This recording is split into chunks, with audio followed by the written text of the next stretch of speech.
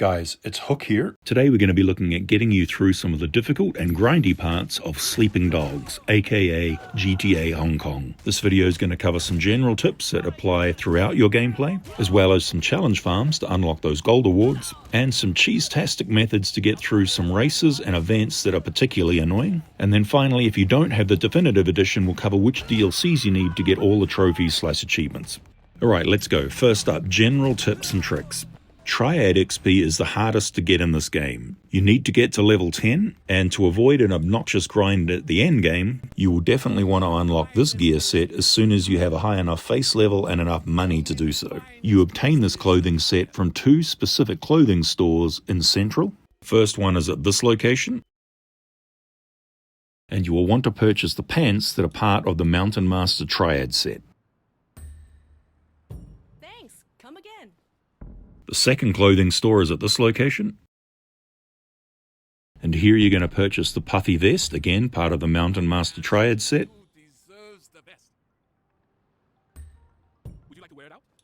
And you're going to purchase the boots, which again are part of that set. And when you have equipped all three, you will get a 15% bonus to your TRIAD XP for the rest of the game.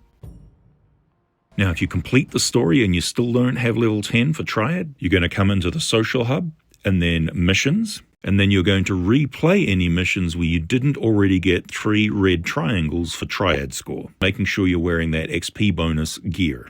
Second tip is to unlock the DZS90 Supercar as soon as you can, and set it as the valet delivery default so you can call it up anytime from your phone after you unlock the valet delivery service. This car trivializes most of the fights in the game, and it's by far the fastest car in the game, so trivializes all of the Class A races. So of course I'm supposed to beat these guys up in order to hack the security camera, but I'm not going to. I'm lazy. I'm just going to use the turrets on the car and mow them all down. You can't do this for every fight in the game, but you can do it for many fights in the game, making it much quicker and much easier. This car is part of the Wheels of Fury DLC, which is included in the definitive edition of the game. If you don't have that edition, then check the end of the video for how to find that DLC. And then the final tip, if you're stuck on 38 or 40 lockboxes for Northpoint and you cannot for the life of you find the last two, then they are here up in the mountains, weirdly enough. Go get them and you'll unlock the Northpoint achievement. Alright, let's talk about some farming methods for some of the more annoying challenges to unlock golds. First up, Environmentalist. You'll want to go into Social Hub, Missions, and replay the Night Market Chase. And then after you've chased Ming and fought a bunch of guys, you'll get to the final encounter, which has a bunch of enemies and a bunch of environmental finishes you can use. So you're going to grapple enemies, throw them into the environmental finishes, and keep doing that until you run out of enemies and or environmental finishes.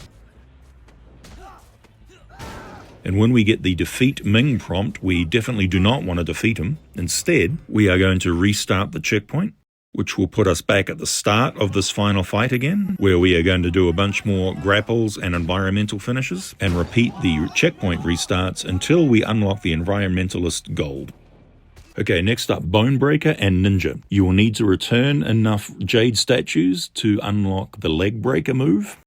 Then you're going to replay that Night Market Chase again. And during the first fight encounter, you're going to defeat all the enemies apart from the last guy, where the game wants you to throw him into the dumpster for an environmental finisher, but we're not going to. Instead, we're going to continually break the poor guy's leg, and then while he's stunned, we're going to double tap circle, or B on Xbox, to perform a sneak attack for the Ninja award. And we're just going to keep doing both of those on him, the leg break and the sneak attack, until we've unlocked both Bonebreaker and Ninja.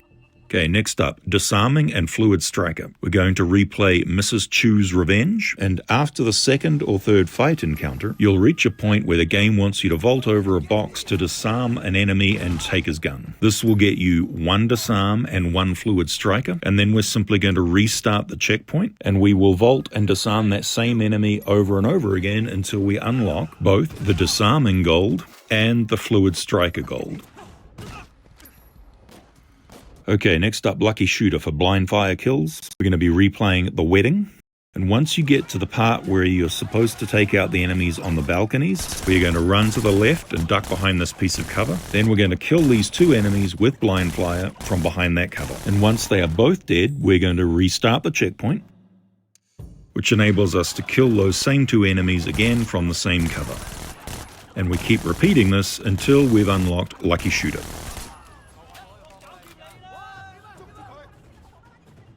Alright, next up, Gambler. Head on over to this cockfight in Kennedy Town. And once you get there, we're going to make a manual save.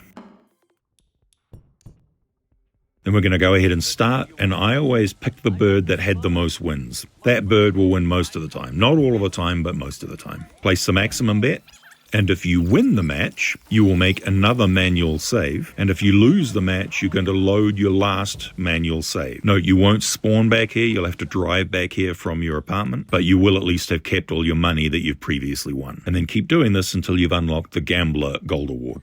And finally, let's talk about Smashing Success. This is one of 2 gold awards you can get from the Zodiac Tournament DLC, which you start from this location. And then during the first arena fight, you're going to grapple enemies and finish them with an environmental kill in the center of the arena. Note, this farm only works in the first of these arenas. So that means once we run out of enemies that we can grapple and only have heavies left, then we're just going to let those heavies kill us and then restart the checkpoint.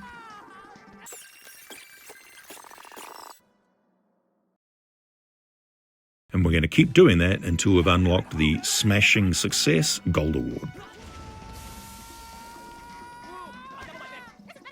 Okay, let's talk about some cheese methods for some very annoying events and races in the game. First up is the infamous death by 1,000 cuts. We're going to do 3 things to ensure success here. The first of which is to make sure we've equipped this armor. You unlock this by doing cop jobs in the main game, and you'll unlock it fairly early in your first or second cop job. Then we're going to purchase 2 food and drink items on the way to driving to the death by 1,000 cuts location. The first is herbal tea. There's a vendor for this right outside your Northpoint apartment. And then on the way to the fight location, there is an energy drink vendor, which we're going to go visit and purchase an energy drink. So now we have buffs for health regeneration and melee damage, both of which are pretty important for this. And of course, we take 50% less damage because of the SWAT gear we're wearing. And this now trivializes the fight. I'm now simply spamming the attack button with my cleaver. I'm not doing any counters. I'm not doing anything fancy. I'm just literally spamming the attack button. So just keep an eye on the kill count there and my health bar. Kill count's going up, health bar's not really moving. Note also that this Death by 1,000 Cuts event and the Shaolin Showdown event are both good TRIAD XP if you're still farming for those. Although obviously you can't wear your TRIAD XP outfit because you have to be wearing the SWAT gear outfit for this.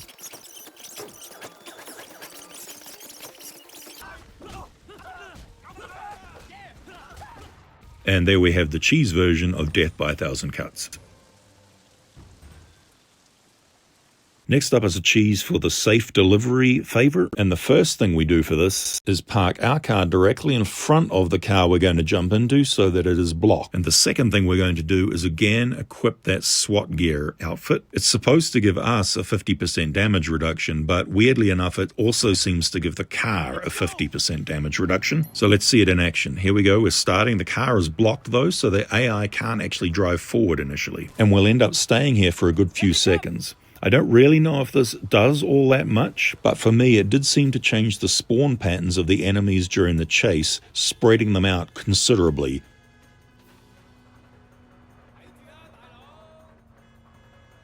So the AI does finally figure it out, and we do start the actual chase.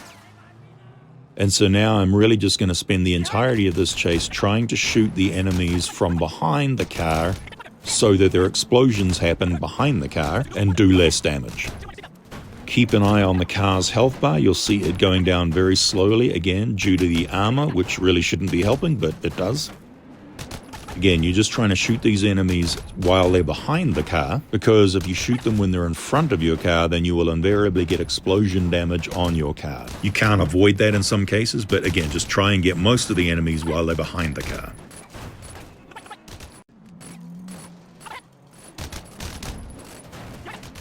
And here we are at the end of the chase, and as you can see, we still have about half of the car's health left, whereas normally we would have no health left if we weren't using that armor.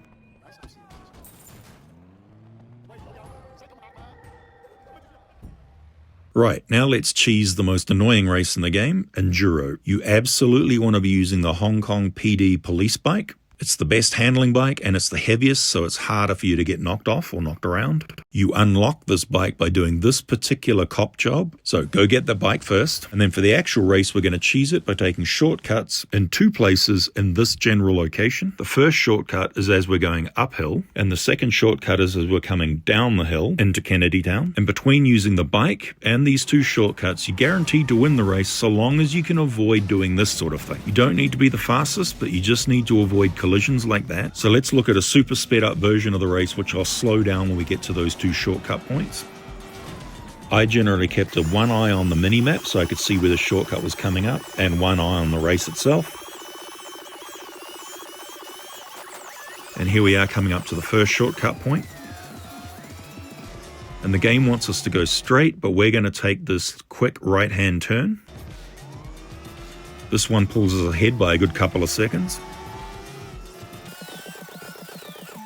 And once we start going downhill, you want to keep an eye on that mini-map again.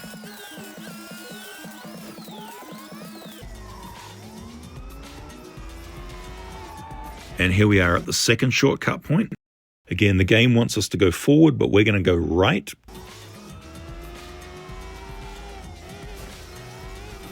That shortcut puts us miles ahead of the other races, and at this point your only real job is to avoid any catastrophic collisions with walls or anything else. You don't have to be going particularly fast anymore, just make sure you don't have any major screw up.